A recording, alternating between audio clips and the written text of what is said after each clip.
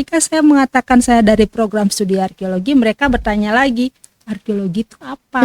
Itu artinya di wilayah itu. Oke, jadi masing-masing prodi itu memiliki keunikan. Tentunya di dosen-dosen tersebut ada yang memang lulusan dari Universitas Udayana, Arkeologi Udayana. Kemudian S2-nya ada yang dari UGM, UI, ada yang dari Kanada nih. Kadibani Rimpauman, Binaya Podcast. Halo sahabat budaya, kembali lagi di channel kesayangan kita semua, Binaya Podcast. Jadi aku mau ingetin buat kalian semua yang belum like dan subscribe channel ini, buruan kalian like dan subscribe channel ini, dan jangan lupa aktifin tanda lonceng di atas biar setiap kali kita upload video baru kalian bisa dapat notifikasi di gadget kalian masing-masing. Dan jangan lupa share juga konten-konten kami agar konten kami semakin berkembang. Oke. Jadi tanpa basa-basi lagi, hari ini kita kedatangan salah satu narasumber dari segmen yang paling kalian tunggu-tunggu, yaitu pengenalan prodi. Oke. Kalian ada yang bisa nebak nggak nih kita mau wawancara atau tanya-tanya program koprodi dari program studi apa nih? Mungkin Ibu boleh tunjukkan dulu wajahnya, Ibu. Halo. Mungkin yang dari program studi ini udah tahu dong ibunya nih dari program studi apa. Oke. Jadi narasumber kita pada sore hari ini, karena kita shootnya pas sore nih ya teman-teman, ibunya ini dari program studi arkeologi. Oke. Jadi dari program studi arkeologi. Nah, Ibu Koprodi. Ibu Koprodi nih. Halo Nana, halo Raffi, Yoga, halo. dan Ardi yang ada di belakang yang ada di sini layar. ya, di belakang layar mereka nih. Kalau kalian tahu visual mereka ganteng-ganteng kalau kalian mau masuk media nih. Bener nggak bercanda ya? Iya, wajib join sih. Jadi kita kedatangan narasumber. Baik, akan saya bacakan sekarang ya Bu, gininya CV-nya mungkin ya. Baik, jadi narasumber kita pada hari ini bernama Dr. Niketut Pujiastuti Laksmi, SS MSI. Boleh lambai-lambai dulu nih Bu. Hai, kamera tengah. Hai. Oke, jadi buat kalian yang pengen masuk prodi arkeologi mungkin bisa nih diinget dulu aja ibunya. Oke. Jadi Bu, sebelum kita gini nih, saya mau nanya nih, apa sih arti nama Ibu nih? Bagus nih soalnya saya lihat nih.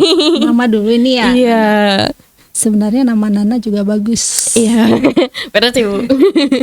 Kemudian kalau nama saya dari awal nih satu-satu ya.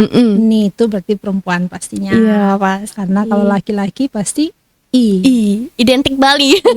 Betul. Lalu Ketut itu berarti anak keempat. Kalau kalian yang belum tahu nih ya, yang bukan asli Bali, kita tuh ada 4 penamaan ya Bu kalau nggak salah. Betul. Yang pertama itu Gede atau Putu, yang Wayan. atau Wayan juga ya. Yang kedua Made atau Kade, yang ketiga Nengah bisa ya Bu, anak kedua. Anak di tengah nomor 2. Itu untuk laki-laki berarti ya? Anak perempuan juga ada. Oh, ada laki-laki juga ya? Perempuan Oh, tengah. jadi gini ya, uniseksual. Iya, itu. berarti kalian harus belajar nih nama-nama yang memang sudah mungkin akan punah ya. Iya, Karena pasti. tidak Tentu lagi emang susah ya didapat. Iya, termasuk saya nih.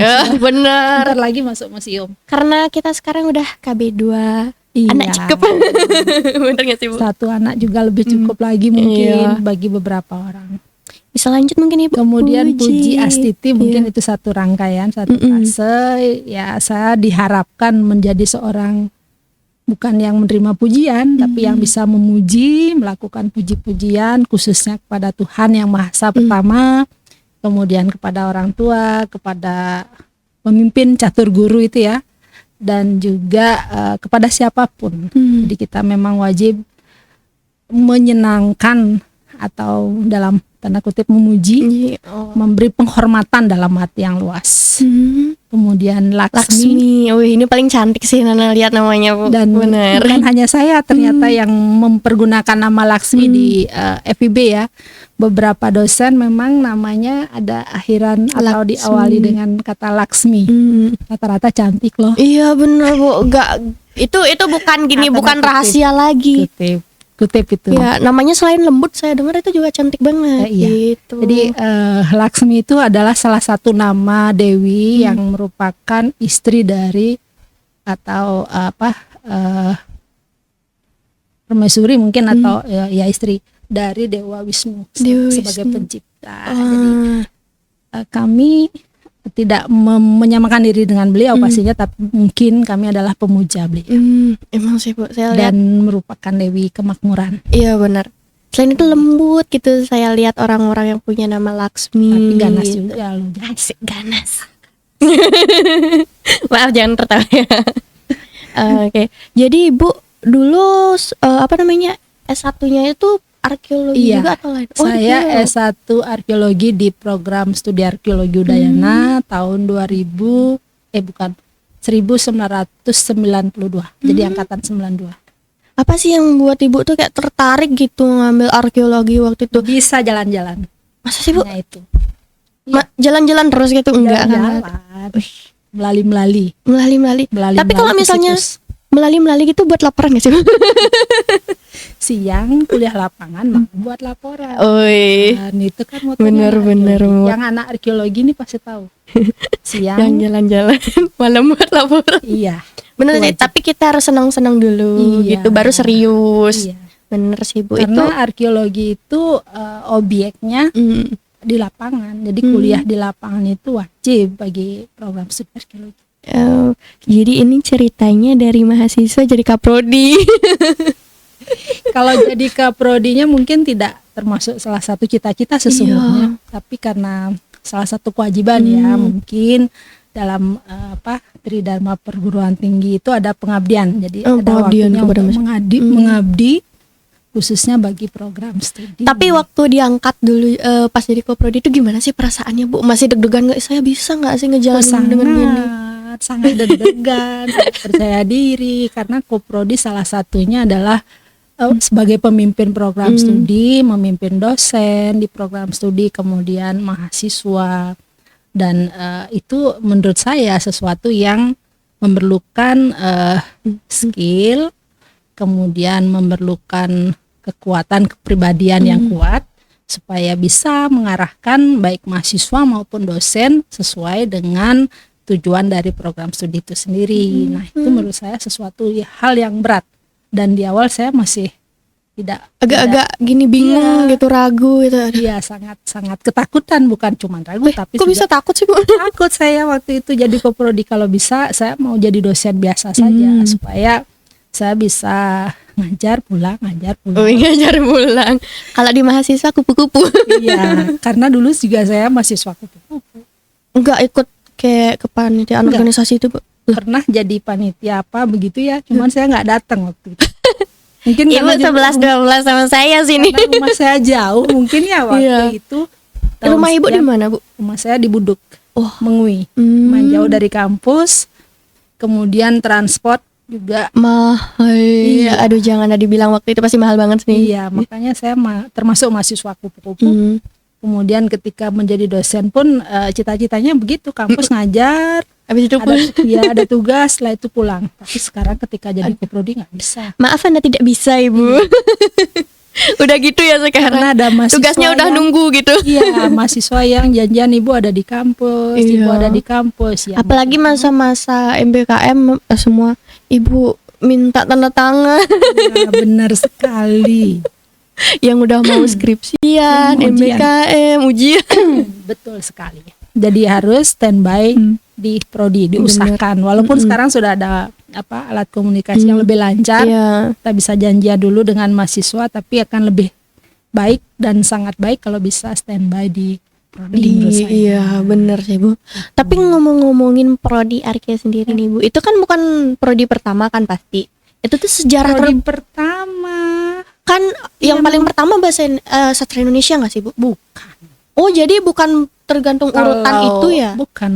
Kalau menurut saya, setahu saya, program studi arkeologi itu adalah program studi yang pertama di FIB. Oh. Makanya kami program studi arkeologi tidak punya hari jadi atau hari ulang tahunnya program studi arkeologi karena sudah tanggal 29 September itulah. Tepat sama BK berarti ya, BK Iya. FIB. Oh. Itulah hari pertama atau hari lahirnya program studi arkeologi. Tapi ngomong-ngomong sudah tahu itu apa itu arkeologi? Iya sih Bu, kita belum gini ya. Awalnya saya mau giniin sejarahnya dulu gitu Bu, Iya. biar kita tahu sejarahnya. Terus kayak mulai pengenalan nih, prodinya gimana nih, Iya. seru. Karena tadi Ibu udah spill jalan-jalan, saya jadi kepo dong. Ya makanya sebelum ke sejarah saya cerita dulu prodi arkeologi itu apa, arkeologi itu Oke. apa. Karena kalau di masyarakat ya dari yang tua sampai yang muda itu kalau ditanya kalau menanyakan biasanya tamatan mana FIB atau di sastra dulu. Mereka akan menanyakan sastra Inggris ya. Iya, pasti sih Bu. Tidak ada yang menanyakan arkeologi ya, tidak ada yang begitu. Nah, ketika saya mengatakan saya dari program studi arkeologi, mereka bertanya lagi, arkeologi itu apa? Yang mana gitu? Jangan-jangan ilmu yang mempelajari manusia? Oh tidak. Apalagi ilmu yang mempelajari bintang? Oh no. Iya, mereka pada tidak mengetahui arkeologi itu apa. Kemudian supaya lebih mudah menjelaskan, biasanya yang mempelajari fosil, mereka akan bertanya, oh yang mempelajari dinosaurus, tanyalah dinosaurus. Kemudian kalau kita bicara yang mempelajari Borobudur, oh yang mempelajari candi-candi.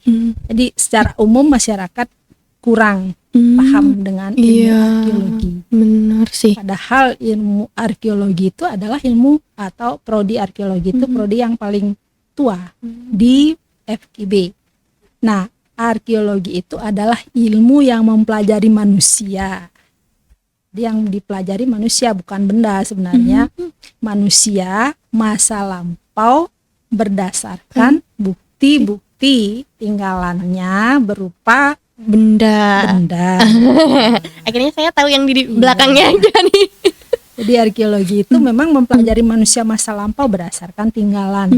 Nah, munculnya ilmu arkeologi itu atau bidang studi arkeologi itu berawal dari hobi. Tapi bukan hobi jalan-jalan. Saya ingat jalan-jalannya sih Bu. Hobi terhadap benda-benda antik. Benda-benda unik. Itu hobi yang sangat mahal sih Bu menurut saya. Iya. Hobi yang sangat mahal.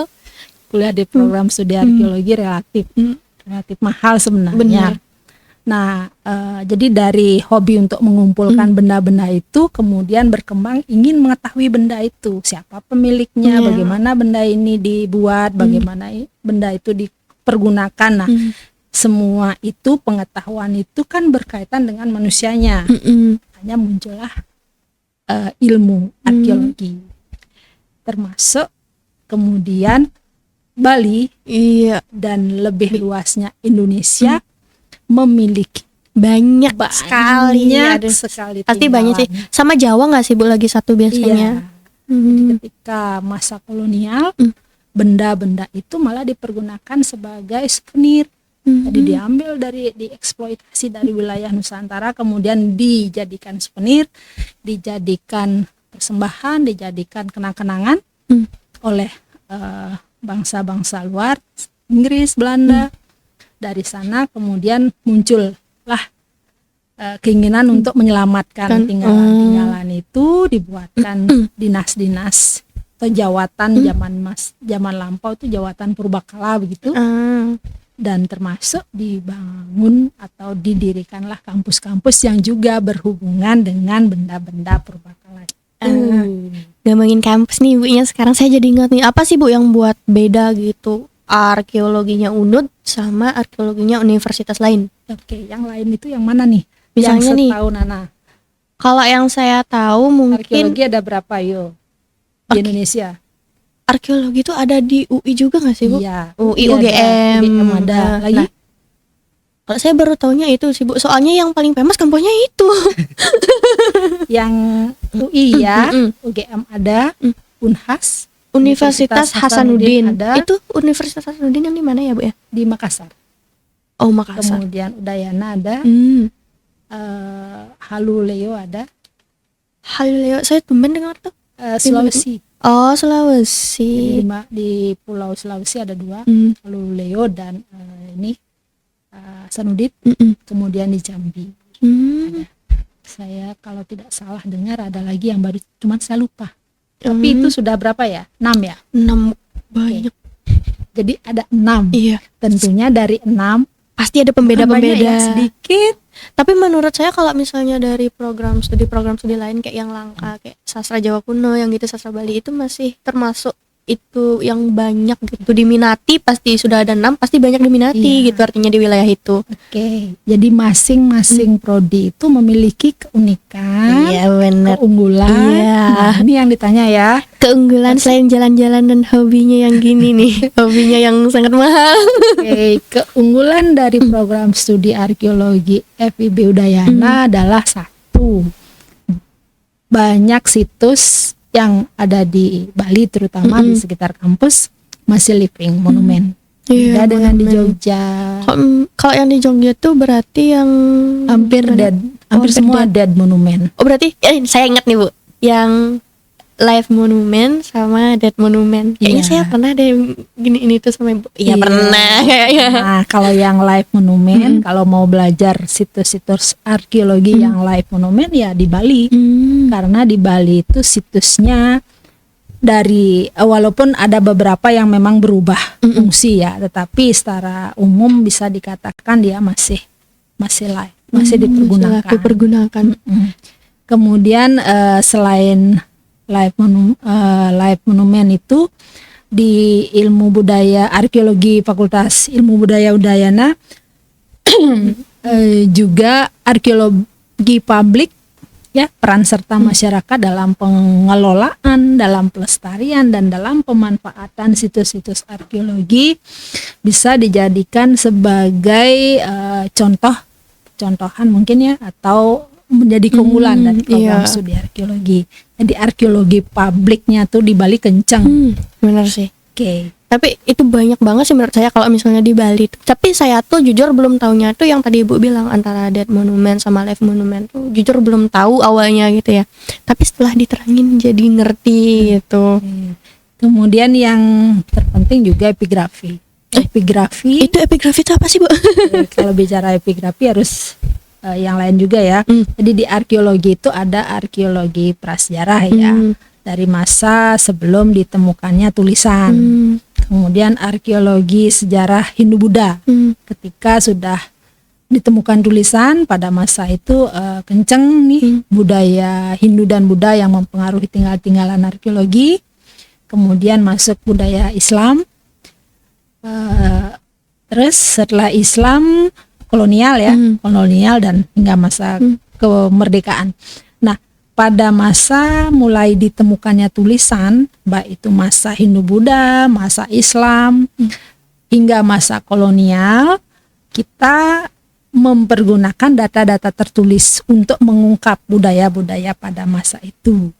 Nah, tulisan-tulisan inilah yang tertulis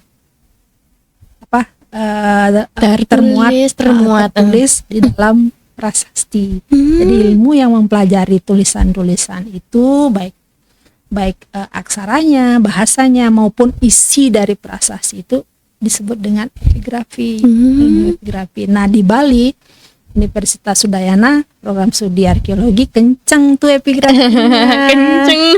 Kenceng, mantap. Jadi kalau mau belajar epigrafi sangat cocok kalau ke program studi arkeologi. Benar sih. FIB Unod. Sekalian promo nih Bu. Gitu. Apa sih alasan gini mahasiswa baru nih yang mungkin masih bingung mau nyari program studi apa? Ayo join ke arkeologi. Karena apa Bu? Karena di program studi arkeologi nanti luarannya ini pastinya ya, kan kalau kuliah pasti mau jadi apa gitu. Iya ya pasti. Nah, kalau di arkeologi Udayana nanti luarannya atau setelah tamat bisa menjadi peneliti. Pasti peneliti sih yang Iya. banyak. Kemudian pelestari budaya. budaya, pelestari tinggalan budaya tersebut, karena tidak sembarangan, tidak mudah untuk melakukan pelestarian tanpa mengetahui ilmu tentang arkeologi. Kemudian bisa menjadi dosen pastinya atau pendidik baik SMA, perguruan tinggi, kemudian entrepreneur juga bisa, kemudian kurator museum. Kurator pasti sih menurut saya kebanyakan dari arkeolog ya Bu, menurut saya kalau kurator pasti sih. Kemudian tentunya di instansi-instansi yang berkaitan dengan kebudayaan itu kita bisa arkeologi, bisa di museum ya, tadi kurator juga bisa, kemudian dinas kebudayaan, dinas pariwisata gitu bisa. Kalau misalnya kita ngomongin nih Bu soal yang tadi itu, kalau misalnya tadi kan keunggulannya tuh bisa dicari dari program kerjanya atau mungkin besok lulusannya jadi apa sih gitu. Tapi saya lihat dari ke prodi kan pasti nggak lepas sama dosen dan mahasiswa. Ada nggak sih misalnya dari saya sendiri mungkin sebagai mahasiswa gitu kan, di setiap prodi kan pasti ada kan kayak acara-acara yang menarik, event-event yang menarik ditunggu-tunggu nih setiap tahunnya gitu.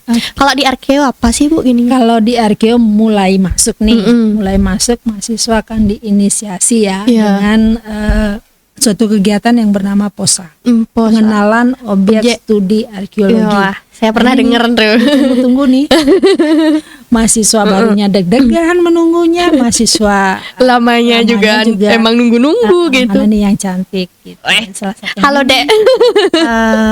Ini mana nih yang perlu bantuan gitu. Benar. Kalau kunjungan situs kan tuh berat-berat, sengaja dicariin situs-situs yang sesungguhnya aksesnya gampang. Kan siapa tahu dari POSA berubah gitu jadi pencarian jodohnya juga. Bener, jadi mahasiswa. Ibu sama nggak sih Bu? Lupa saya. Sama dong. Oh jadi satu program studi juga. Oh enggak. Cuman saya sudah bawa jodoh dari sebelumnya. Sudah bawa jodoh. Tidak pengaruh.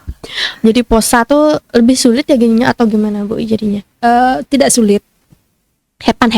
Tantangan di awal supaya menjadi mahasiswa arkeologi atau dalam himpunan disebut dengan Warma, Warga Mahasiswa Arkeologi. Jadi sebelum di POSA istilahnya tidak akan diakui sebagai warga mahasiswa arkeologi. Tapi teman-teman kita nggak akan spill ya di POSA itu ada apa aja biar kalian makin tertarik gitu tahu. Tapi yang jelas asik ya Bu pasti. Asik. Kalau karena kita berkunjung langsung berarti kan ke gininya Bu. Tapi kegiatannya nggak akan kita spill. Nanti kalau mau tanya-tanya langsung ke Ketua Warma. Iya benar. Ketua Warma siapa sih sekarang Bu? Apa ya? Arif Catur. Arif. Oh. Promosi nih Arif Catur. Ngomong di sini. Kalau dari tenaga dosen dan pendidik sendiri gimana nih Bu? Tenaga dosennya keren-keren ya arkeologi. Dari Ibu aja sudah cantik gitu ya. Relatif kok cantik, malu saya dibilang cantik. Kita harus menikmati masa-masa ini. Kapan lagi kita dibilang cantik Bu? Saya aja di sini nggak pernah dibilang cantik soalnya. Wow, yoga, kok yoga? Yoga selalu disalahkan ya. Katakan cantik untuk Nana yoga. Aduh. Berarti tenaganya udah oke. Kalau berapa sih Bu sekarang ada tenaga pengajar di Arkeo sendiri? Kita memang sekarang tidak terlalu banyak. Ada 9 dosen. Ada pengampu mata kuliah yang berkaitan dengan prehistori, prasejarah, kemudian berkaitan dengan arkeologi klasik Hindu-Buddha, kolonial, kemudian museum, epigrafi, dan tentunya di dosen-dosen tersebut ada yang memang lulusan dari Universitas Udayana, Arkeologi Udayana.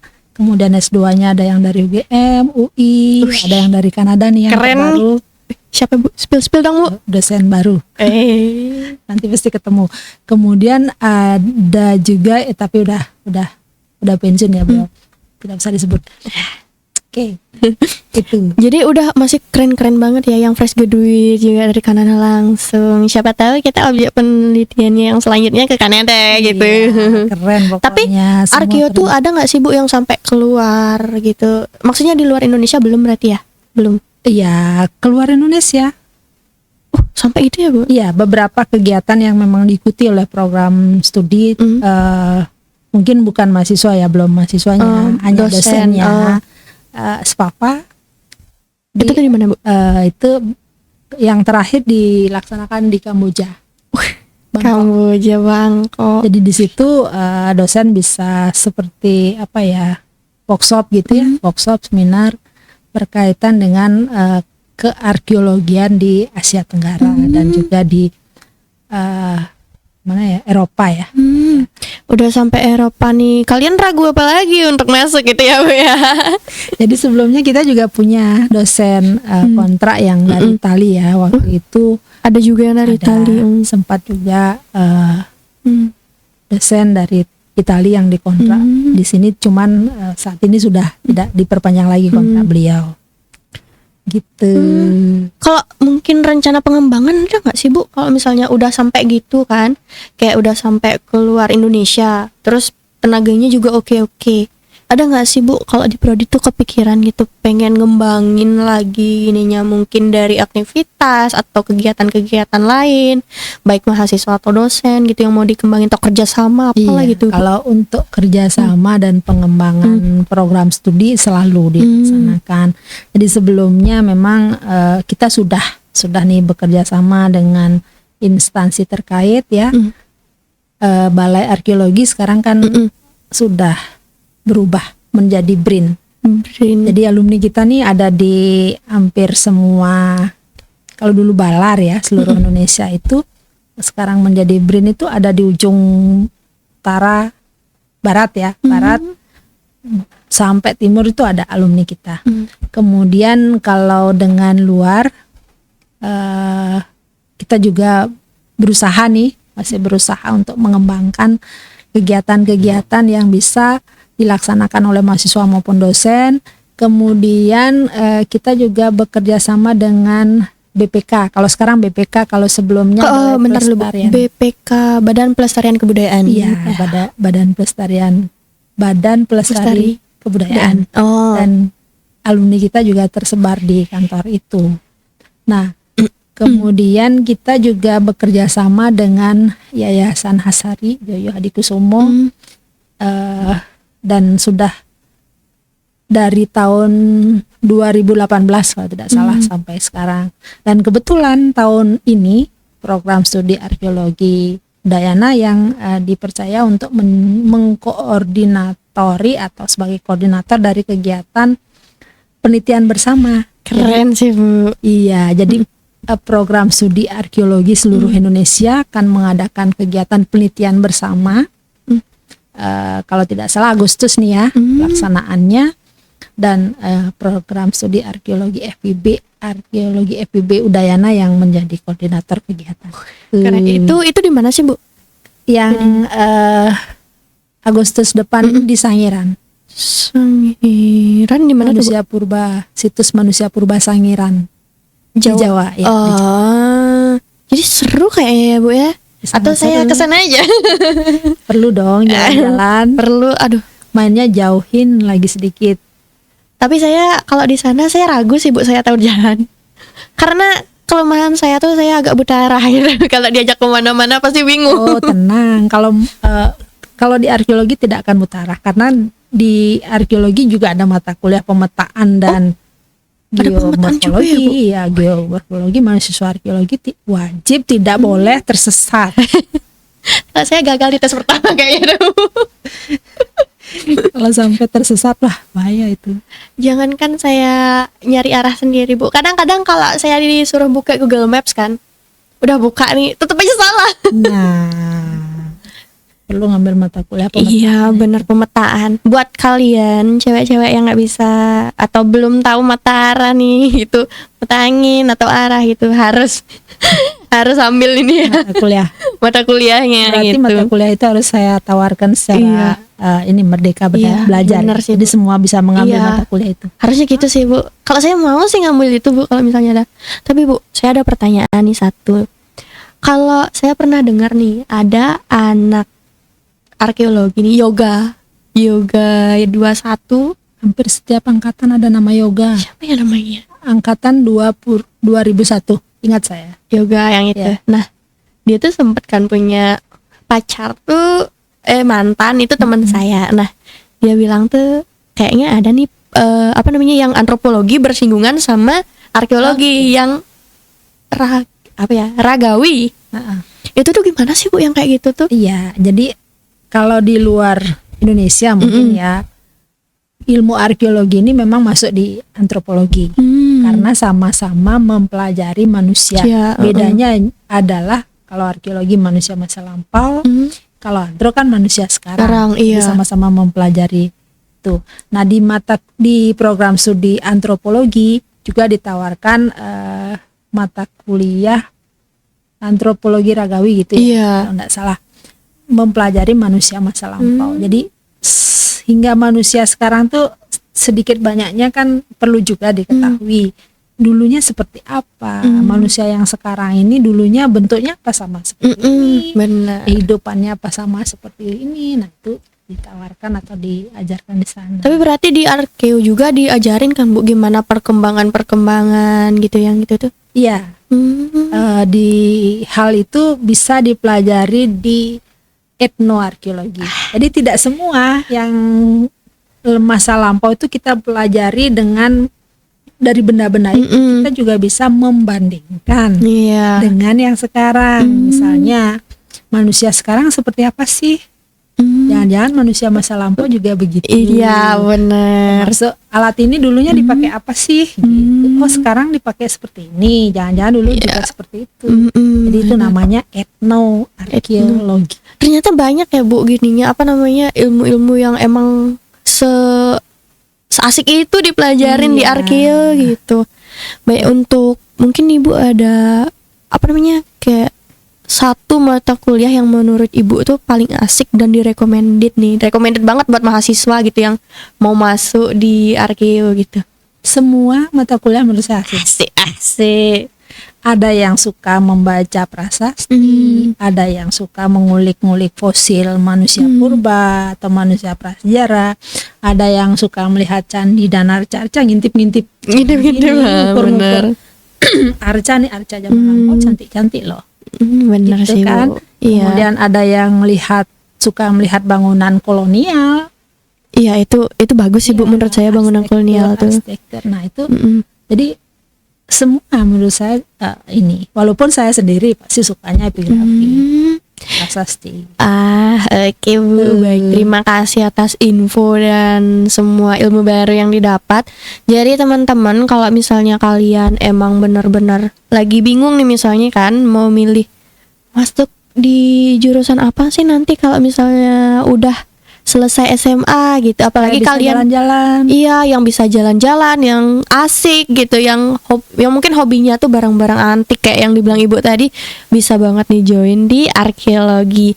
Mungkin Ibu ada closing statement untuk kita semua nih biar kayak makin kuat gitu gininya niatnya masuk gini arkeo. Mungkin Oke, bisa lihat ke nah. sana ya Bu. Oke, jadi program studi arkeologi Fakultas Ilmu Budaya Universitas Udayana selalu membuka kesempatan bagi adik-adik yang baru tamat dari sekolah setingkat atas ya, SMA maupun SMK untuk berkuliah di program studi arkeologi.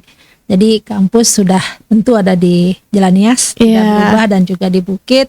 Kemudian di program studi menawarkan spesifikasi prodi dengan bermacam-macam dengan akreditasi unggul dengan pasti. akreditasi A masih ya. Semoga nanti bisa menjadi unggul.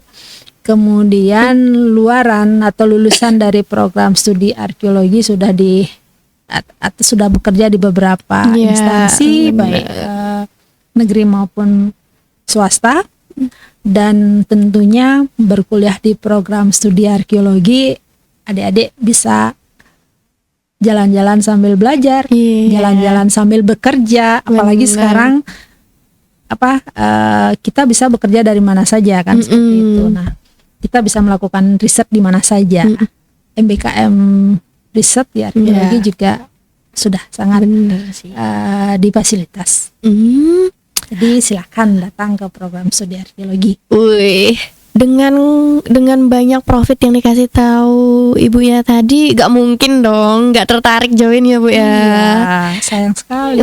Indonesia punya tinggalan arkeologi sangat banyak. Itu bisa bukan dimanfaatkan ya, dilakukan tindakan yang bisa menguntungkan baik secara sempit tanpa merusak ya tentunya, Iya, dan itu bener. hanya bisa dilakukan Bukan kalau berkuliah di arkeologi. Oke teman-teman, jadi itu dia tanya-tanya kita soal prodi kali ini bersama Ibu Puji Asti Laksmi. Jadi nantikan juga episode-episode kita selanjutnya bersama koprodi-koprodi lain yang akan juga dapat memberikan kita ilmu juga ya soal ini. Jadi see you in next video. Bye bye. Terima kasih, Bu. Terima kasih, Mbak.